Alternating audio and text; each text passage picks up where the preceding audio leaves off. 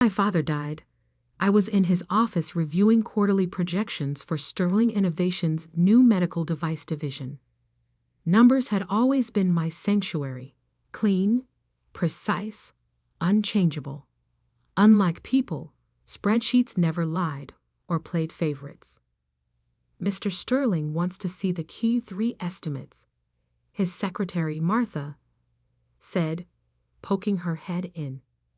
She'd been calling him Mr. Sterling instead of your father since my first day at the company. Professionalism, she'd explained, was everything.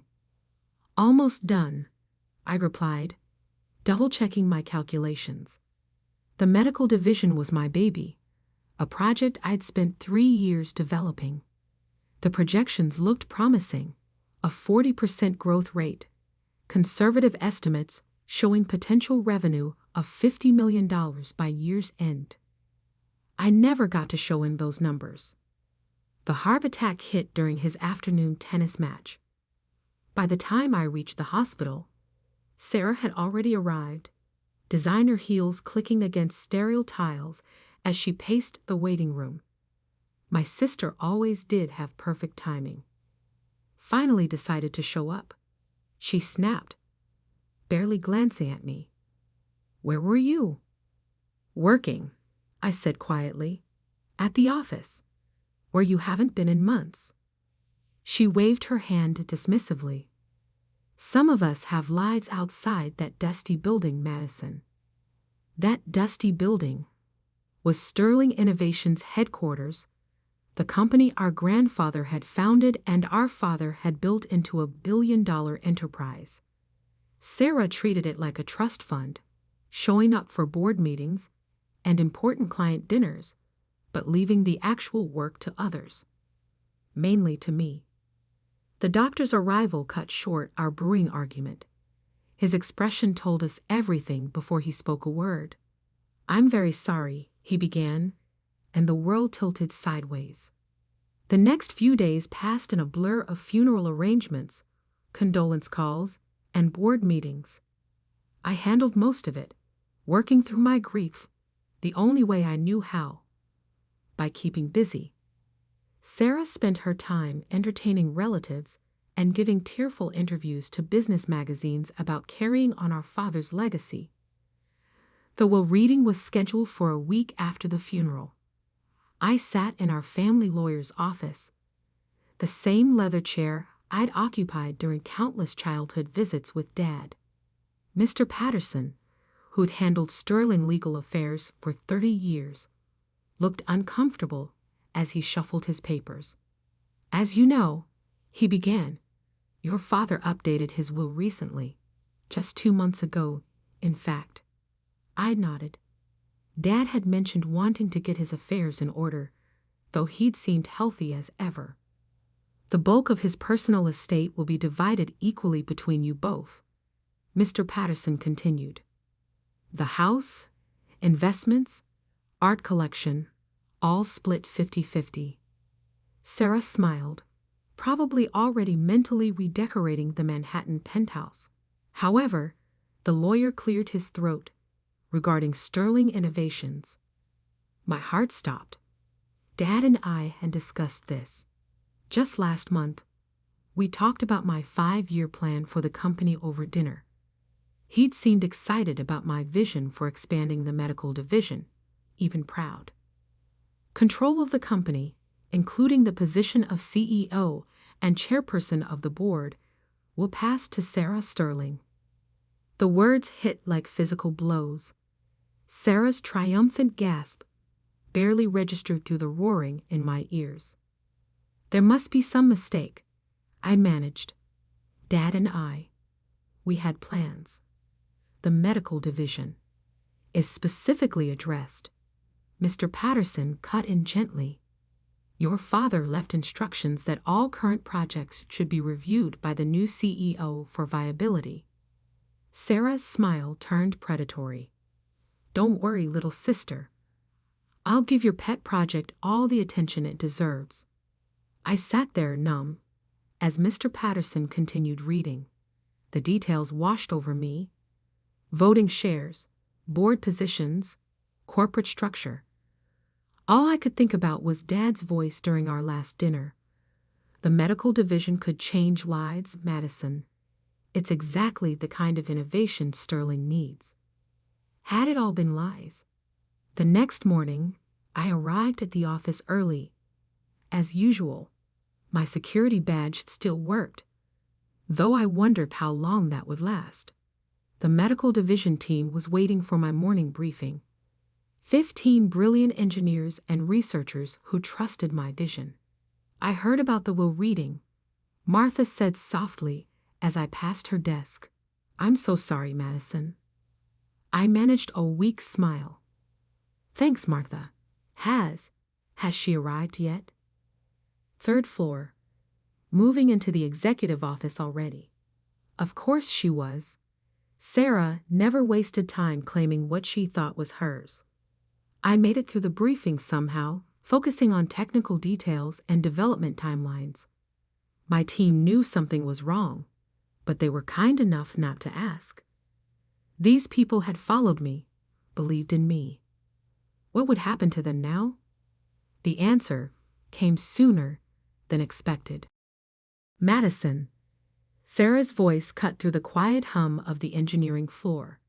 She stood in the doorway of our research lab, looking absurdly out of place in her camel suit. We need to talk. I followed her to what had been Dad's office. She'd already replaced his degrees and family photos with modern art pieces.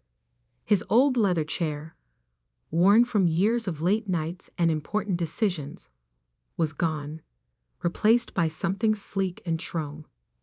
I've been reviewing the numbers, she said, perching on her new throne. The medical division is hemorrhaging money. It's a development phase, I explained, fighting to keep my voice steady. The projections show. The projections show whatever you want them to show.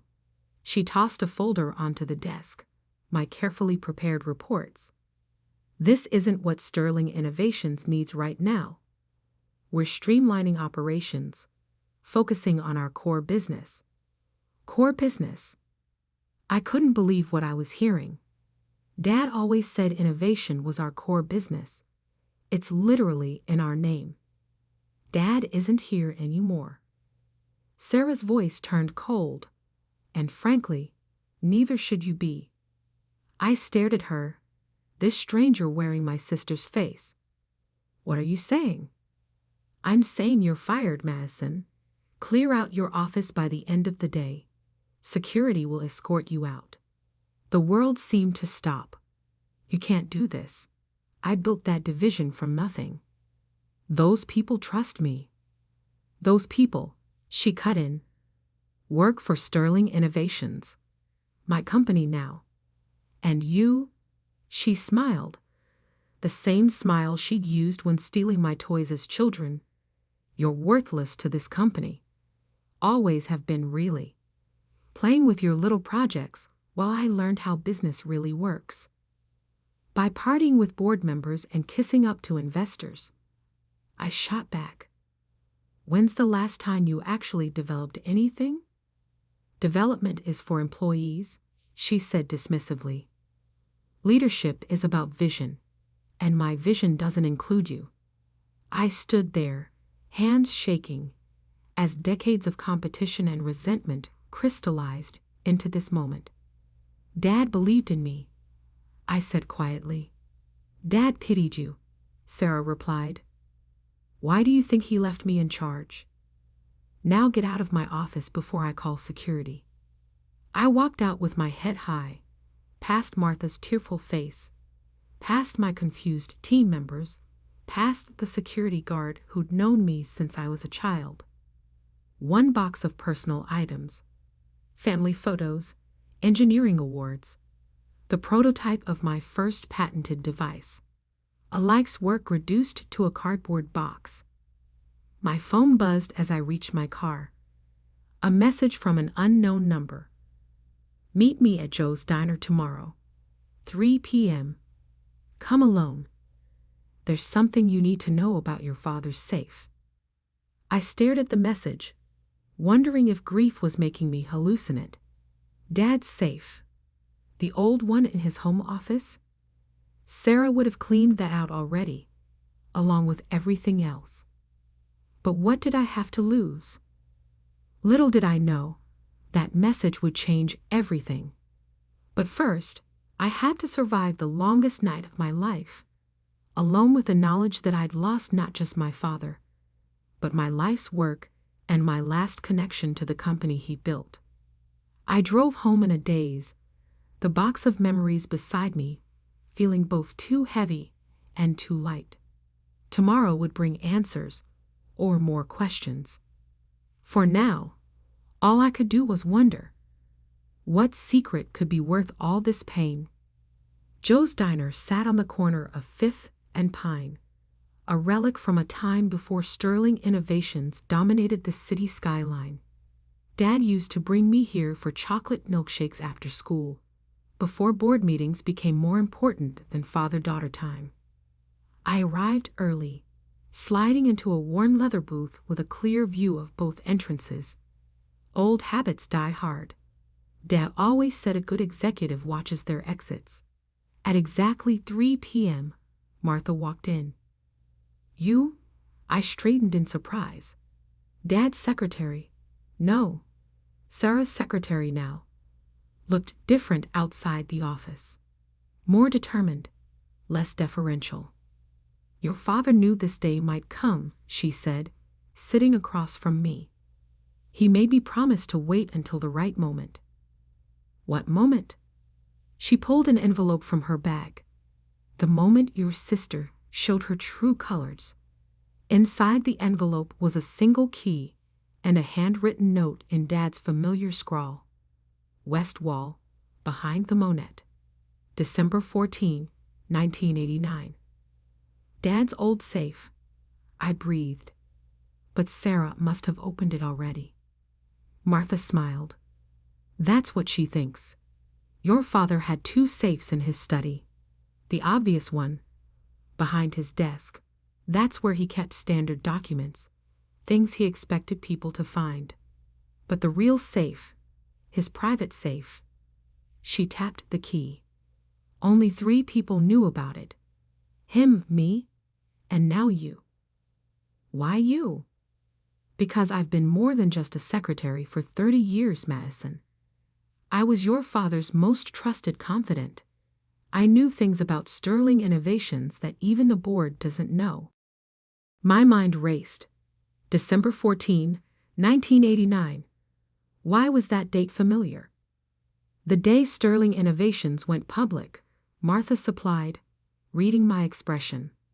"Also the day your mother left." The memory hit hard. I was 6, Sarah 10.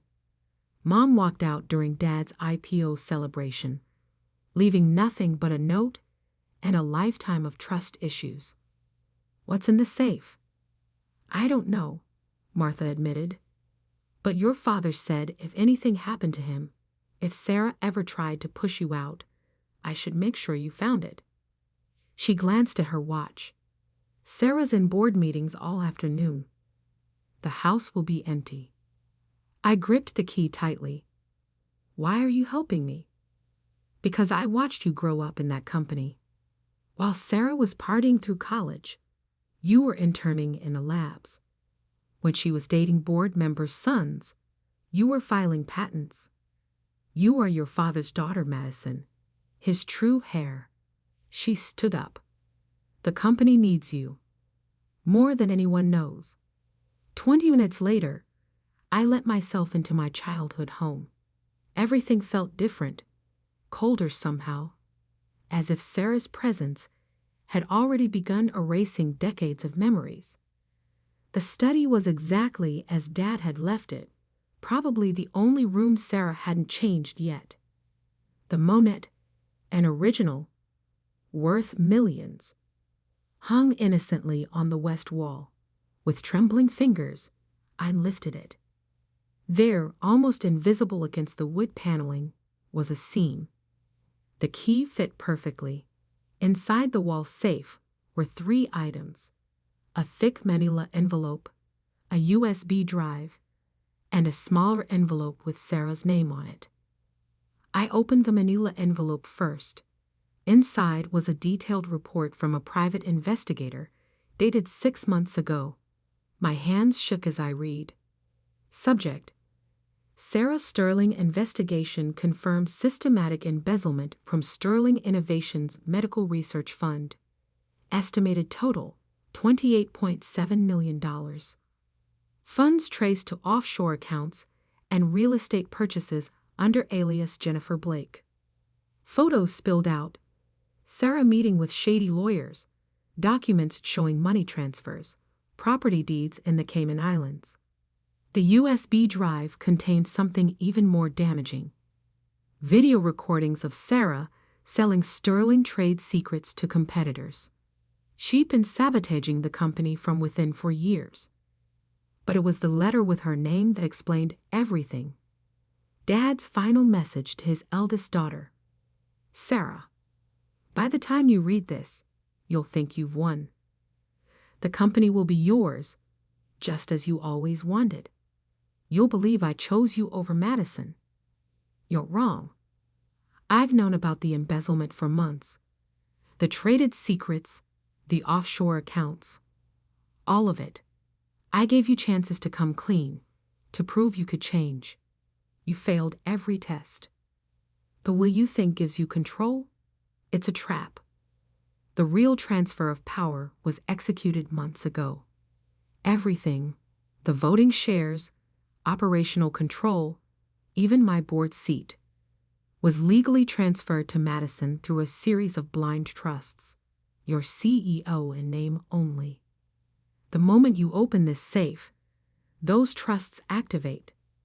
Madison becomes majority shareholder and true CEO of Sterling Innovations. I loved you, Sarah, but I had to protect the company. More importantly, I had to protect your sister from you. The choice is yours now. Resign quietly, return the stolen funds, or face criminal charges. Madison will know what to do. Dad. My phone buzzed. A text from Martha. The board meeting just ended. Sarah's headed to the house. I quickly photographed everything, then replaced it exactly as I'd found it. The front door opened just as I rehung the Monet. What are you doing here? Sarah's voice cracked like a whip. I turned slowly, saying goodbye to Dad's office, since you'll probably redecorate this room too. Get out before I call the police. I walked past her, pausing in the doorway. You should check Dad's safe, by the way. The real one, behind the Monet. Interesting reading material. Her face paled. What are you talking about? Ask Martha for the key. Or better yet, ask her about December 14, 1989.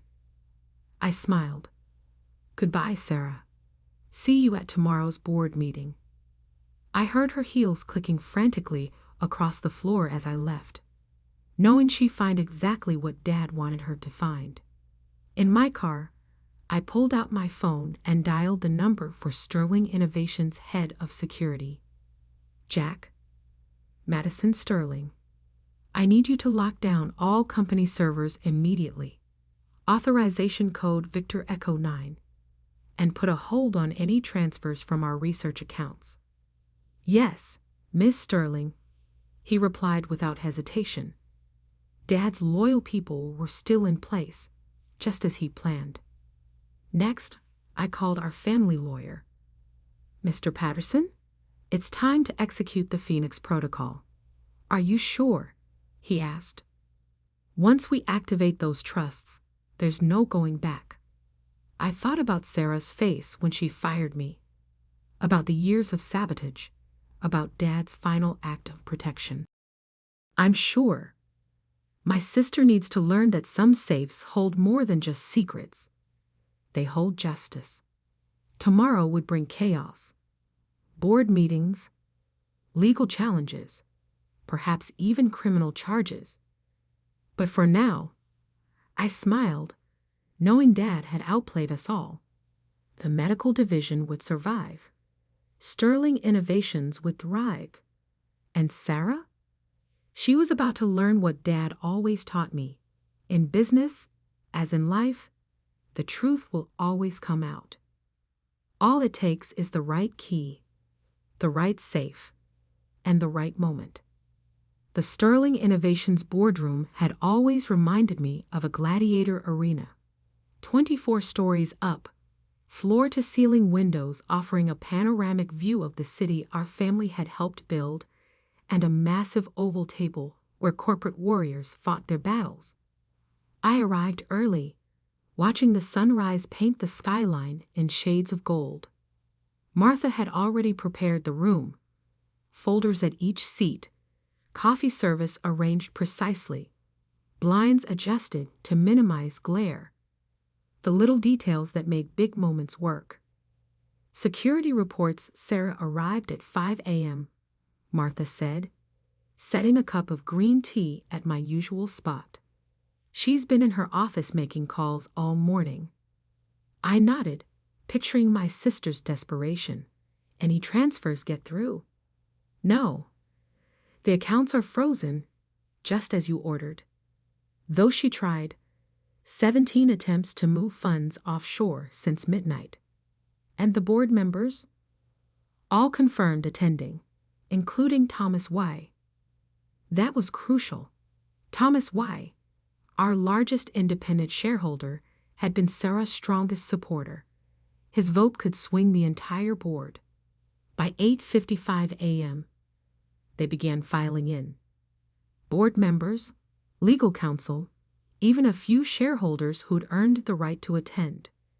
Many double-took at my presence, but no one dared comment. The tension in the room could have powered the building. Sarah arrived last, naturally. She'd changed clothes since yesterday. Armani power suit, killer heels, war paint perfect. But her eyes gave her away. They darted around the room like a cornered animal's, finally fixing on me with pure hatred. "What is she doing here?" she demanded. "Waiting for you to begin the meeting," I replied calmly. "There are some interesting items on today's agenda. You're not on the board anymore. Security." "Actually," Mr. Patterson spoke up from his corner, "Ms. Madison Sterling's presence is required for today's proceedings." He began distributing additional folders. "If everyone could please review the documents before you." Sarah snatched her copy, face growing paler with each page she turned. The room filled with murmurs as others did the same. "This is impossible," she finally spluttered. "These trusts, they can't be legal."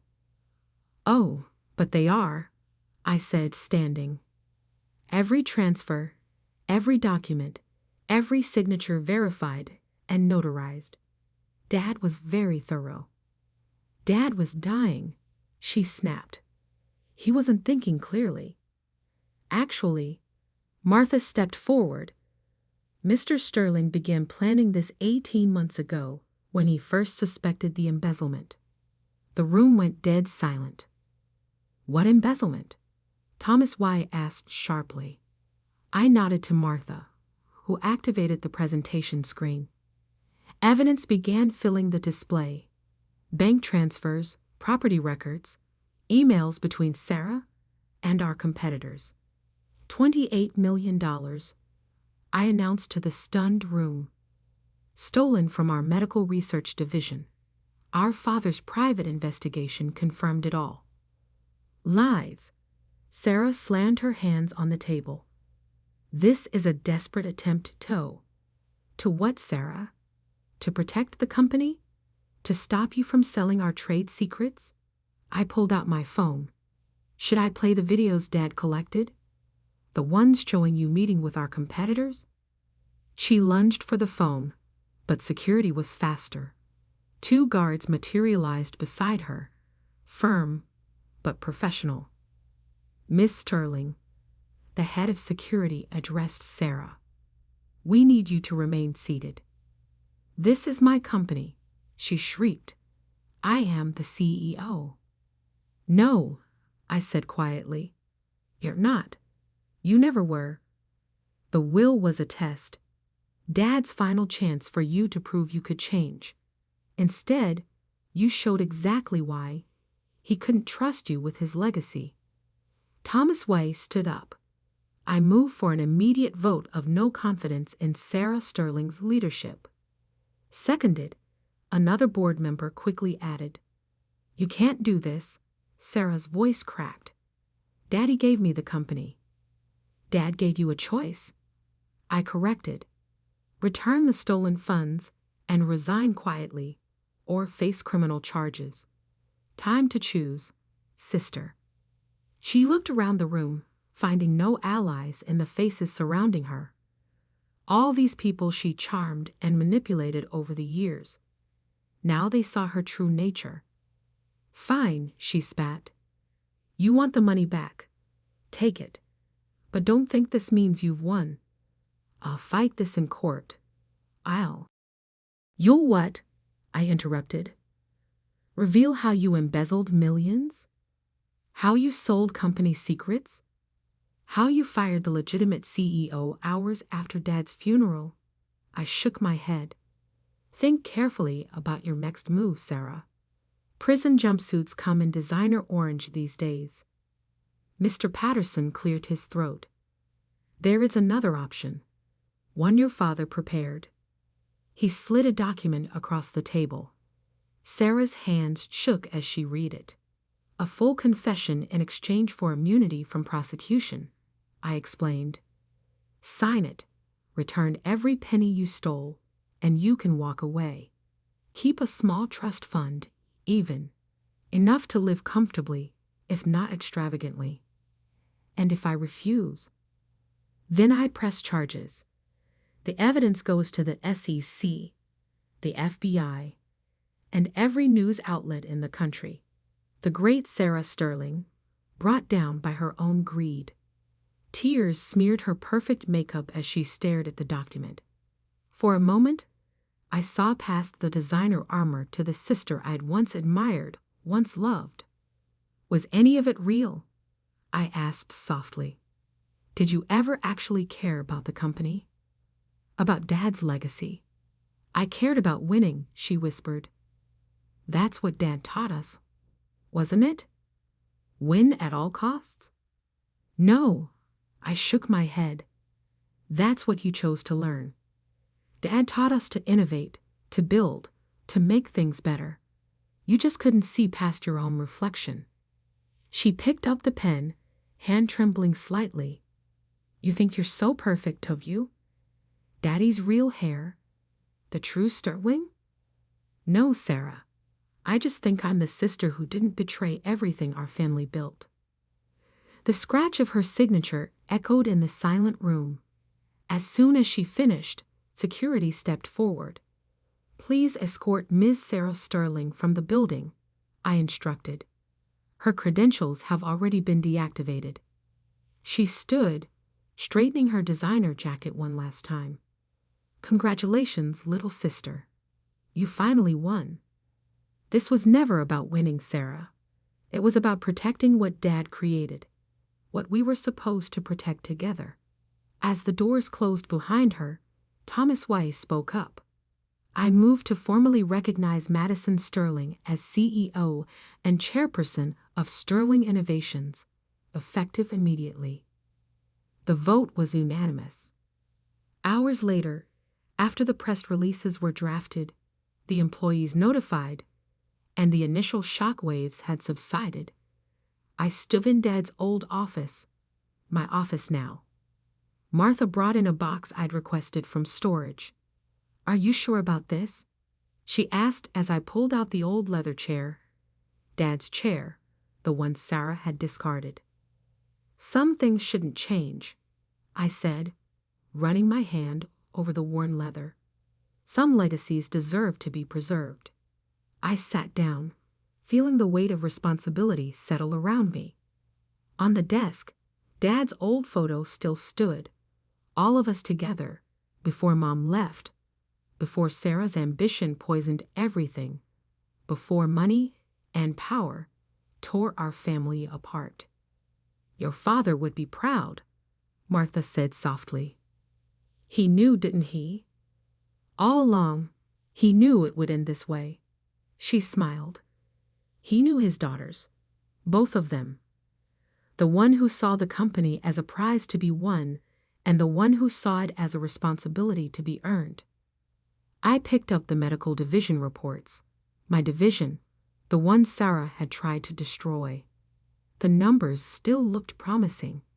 With the stolen funds returned, we could accelerate development, help more people, build something truly meaningful. Martha, I called as she turned to leave. Thank you for everything. Just doing my job, Miss Sterling. Madison, I corrected.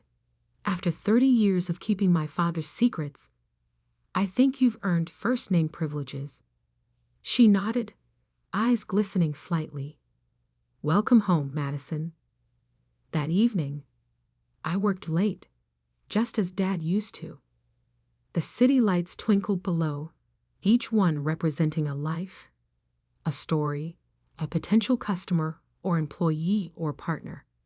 Sterling Innovations didn't belong to Sarah or me. It belonged to all of them. My phone buzzed with a text from an unknown number. Sarah, you'll regret this. Family should come first. I typed back, it did. That's why Dad chose me. Then I blocked her number, turned back to my work, and began planning the future of